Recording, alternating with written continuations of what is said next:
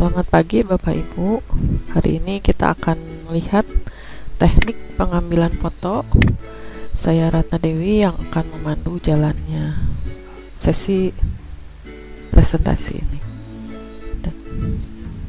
Saya berasal dari Prodi Teknik Elektro, Fakultas Teknik, Universitas Kristen Maranatha. Garis besar teknik pengambilan foto itu bisa kita bedakan berdasarkan sudut kamera, kemudian jarak pengambilan foto, kemudian kita akan lihat nanti layar hijau seperti apa, pemfotoan dengan layar hijau, kemudian pencahayaan yang diperlukan. Nah, kita lihat yang pertama di sini berdasarkan sudut kamera. Berdasarkan sudut kamera, kita bisa meletakkan posisi pada saat pengambilan foto itu menjadi 5 kategori ya. Nah, kategori pertama itu bird eye, jadi posisi kamera ada di atas dari objek yang akan difoto. Kemudian high angle itu sedikit lebih tinggi daripada objek. Kemudian eye level itu sejajar, low level di bawah objek, dan frog eye di bawah sekali dekat tanah ya dibandingkan pada objeknya. Nah, posisi bird eye itu adalah sudut pandang kamera lebih tinggi jauh ya dari objek, layaknya seekor mata burung memandang ya, dengan luas jangkauan dan area fokus lebih kompleks daripada high angle. Nah, bird eye angle itu biasa digunakan dalam landscape maupun cityscape fotografi ya, dalam memotret gedung perkotaan dari atas helikopter. Tapi dapat juga kita pakai untuk objek manusia ya. Nah, ini adalah contoh bird eye untuk situasi kota di sini. Kemudian ini adalah bird eye juga, tapi orang yang sedang bergandengan tangan di sini ya. Jadi tulisan dan lingkaran ini itu adalah orang yang bergandengan tangan. Begitu juga ini lebih dekat lagi bird eye untuk seorang penari misalnya seperti ini. Nah, kemudian untuk high angle itu teknik high angle ini adalah sudut pengambilan itu dari sudut yang lebih tinggi. Contohnya pada gambar di sini, orang itu harus naik ke atas tong dulu supaya posisi kamera lebih tinggi daripada objeknya, dan posisi kamera menunduk mengarah kepada objek.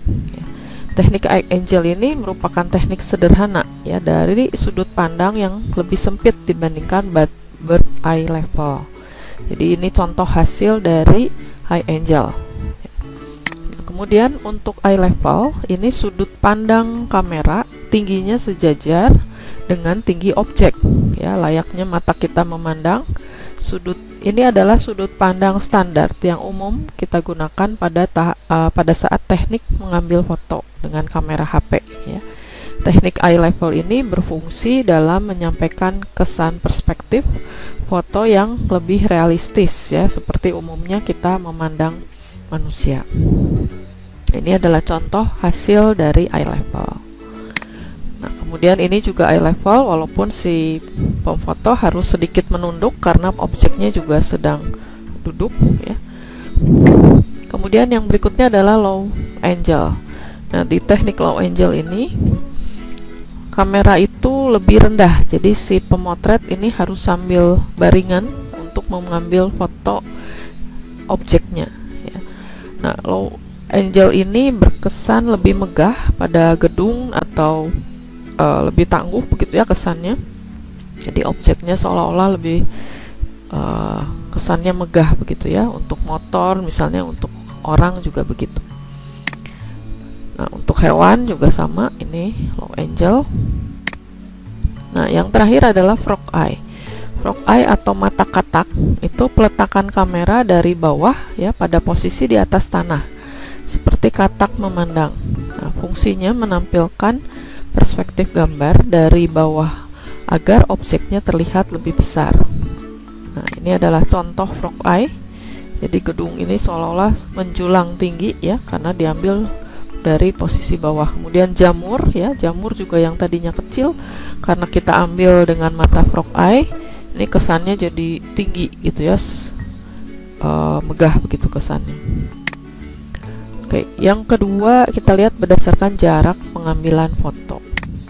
Nah, jarak pengambilan foto itu kita bagi menjadi 8 kategori ya, dari 1 sampai 8. Yang pertama itu dari posisi yang sangat jauh, kemudian yang ekstrim itu posisi yang sangat dekat. Nah, kemudian ini gambar yang memperlihatkan bagaimana hasil dari kamera pada saat kita letakkan di posisi ke 1 sampai ke 8 ya, dari ekstrim long shot yaitu paling jauh, kemudian long shot, medium shot sampai ekstrim close up. Nah, pada ekstrim long shot atau very long shot ini pengambilan gambar itu kita lihat menampilkan area juga di sekitar objek secara lebih luas ya, dan dapat dikatakan sangat luas ini karena dia berfungsi menampilkan pesan yang ingin disampaikan melalui area di sekitar objeknya. Jadi pada teknik ini fotografer harus dapat menentukan komposisi yang tepat supaya objek utama itu bisa menyatu dengan area sekitarnya ya. Nah, ini contohnya pada suatu kelas misalnya ya, kita ambil dari jarak yang lumayan jauh di depan sekali ya, di posisi guru, kemudian kita lihat ini bisa memandang semua posisi siswa-siswi yang ada di dalam kelas. Kemudian ini juga foto saya waktu sedang ada di area DPR ya, ini kita memperlihatkan posisi gedung DPR dengan kubahnya yang khas seperti ini.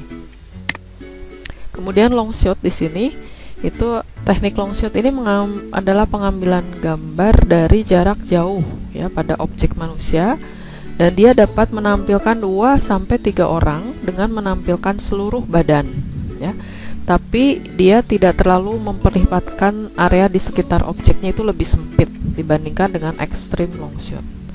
Nah, long shot atau wide shot ini berfungsi menyampaikan interaksi objek dengan area di sekitar secara lebih luas dibandingkan extreme shot. Nah, ini contohnya ketika saya dengan teman-teman ada di dalam gedung DPR, itu memperlihatkan semua badan ya, dari kepala sampai kaki dengan latar belakang logo dari DPR di sini. Kemudian ini juga memperlihatkan posisi objeknya ya pada saat pengambilan foto. Yang berikutnya adalah medium long shot. Ini adalah teknik pengambilan gambar dengan sedikit lebih sempit dibandingkan dengan teknik long shot. Objek manusia ini hanya kita ambil sebagian ya, anggota tubuh dari lutut sampai kepala. Nah, medium long shot ini fungsinya ingin mempertegas aktivitas objek itu dalam kehidupan sehari-hari, dan biasanya digunakan dalam menyampaikan interaksi pada aktivitas si objeknya. Nah, berikut adalah contoh dari medium long shot. Jadi ini contoh anak-anak ketika membuat agar-agar di sekolah ya, belajar untuk berwirausaha begitu dengan hasil agar-agar yang telah mereka buat ya. Kemudian ini foto kami sedang acara webinar ya. Kemudian ini foto anak saya sedang ada acara perpustakaan keliling ya. Dia begitu senang ya bisa melihat perpustakaan di dalam. Kemudian ini juga memperlihatkan orang tua dengan anak saya ini sedang merayakan ulang tahunnya gitu. Jadi kita akan memperlihatkan apa aktivitas yang terjadi di foto tadi. Kemudian yang berikutnya adalah medium shot. Di sini atau kita sebut mid shot, itu hanya mengambil beberapa bagian objek secara lebih rinci ya, pada objek manusia misalnya dari pinggang sampai kepala. Nah, fungsinya apa? Fungsinya di sini adalah menampilkan detail bagian tubuh lebih jelas dibandingkan dengan menampilkan seluruh badannya. Ini kita ambil dengan bidikan kamera jarak menengah dengan sedikit area di sekitar objek. Ini contohnya. Jadi dari batas pinggang sampai kepala dia memperlihatkan hasil karyanya ya. Kemudian ini foto dia sedang menunggu ya kemacetan lalu lintas gitu ya si anak ini. anak saya ini sedang menunggu kemacetan di lalu lintas. Yang berikutnya medium close up. Medium close up ini adalah teknik shoot antara close up dan medium shoot. Itu pada objek manusia itu diambil dada sampai atas kepala ya. Jadi ini tujuannya itu mencakup area yang lebih kecil ya, lebih kecil dan berguna untuk mempertegas gambar profil. Nah, ini contohnya ya, dari batas dada sampai kepala. Kemudian untuk close up. Nah, close up ini lebih dekat lagi, kita mengambil jarak pengambilan gambar itu dari bahu sampai kepala ya. Jadi kita ingin memperlihatkan ekspresi atau karakter wajah dari seseorang tadi. Ini contohnya orangnya sedang gembira gitu ya, kelihatan sekali dari senyum terus gitu ya orangnya ini. Nah, kemudian big close up. Ini hanya bagian wajah ya, kita ambil bagian wajahnya saja tanpa menghiraukan mungkin bagian wajahnya sedikit terpotong ya. Nah, cakupannya jauh lebih sempit daripada close up tadi ya, gunanya untuk memperlihatkan kerutan wajah lebih detail misalnya ya. Nah, ini contohnya, kita ingin memperlihatkan objek wajah ini lebih detail ya. Begitu juga untuk objek burung hantu ini. Ini juga ya, kita lihat lebih detail.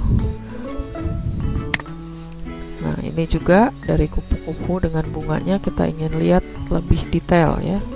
Jadi kelihatan dari serat dari kupu-kupu sayapnya ini lebih jelas dan bunganya juga lebih jelas.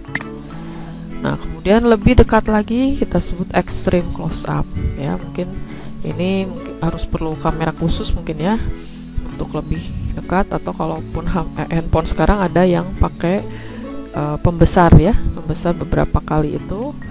Nah, jadi dia hanya terfokus si foto itu pada satu bagian tertentu secara lebih detail. Nah, fungsinya apa?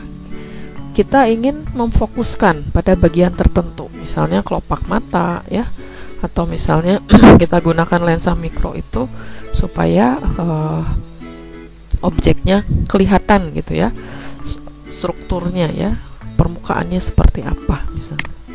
Nah, ini kita lihat, jadi kita bisa lihat alis mata sampai warna mata ya, lebih jelas bayangannya juga gitu ya. Kita ingin lihat bahkan bulu-bulu di sekitar wajah juga kelihatan di sini. Nah, yang berikutnya ini bunga matahari misalnya. Kita lihat di sini kelihatan sekali benang sari dan putiknya ini sangat jelas gitu. Nah, ini juga rajutan ya, kita ingin lihat di sini berapa gitu ya rajutan yang akan digunakan pada sini kelihatan gitu ya. Oke, yang berikutnya adalah layar hijau dan pencahayaan. Nah, nanti waktu Bapak Ibu ingin memfoto ya untuk digabungkan dengan video, kita sebaiknya menggunakan layar hijau. Mengapa hijau? Karena warna hijau itu jarang ditemukan pada kulit manusia ya, dibandingkan warna lainnya. Jadi warna hijau murni kalau dilihat secara digital itu warna komponen merahnya 0, komponen hijaunya 255, komponen birunya juga 0. Nah, warna hijaunya boleh Bapak Ibu pakai kain, bisa cat ya, atau kertas juga boleh gitu ya. Nah, latarnya kalau bisa dibuat serata mungkin ya, jadi supaya nanti waktu di foto, diambil videonya itu bagus hasilnya gitu ya. Nah, untuk pencahayaan, nanti pencahayaan kita buat supaya lebih bersih dan bagus itu dan kemudian subjek dengan latar belakangnya terpisah. Kita bisa menjatuhkan sinar cahaya ini, tapi jangan langsung di satu spot gitu ya. Mungkin lebih baik dipudarkan dulu, apakah dia dipantulkan dulu ya dengan apa ini selubung lampu ya, atau bisa juga dikedindingkan dulu gitu ya, supaya nanti waktu sampai ke objek itu tidak hanya satu titik saja yang terang gitu ya, tapi terang merata terangnya gitu ya. Nah,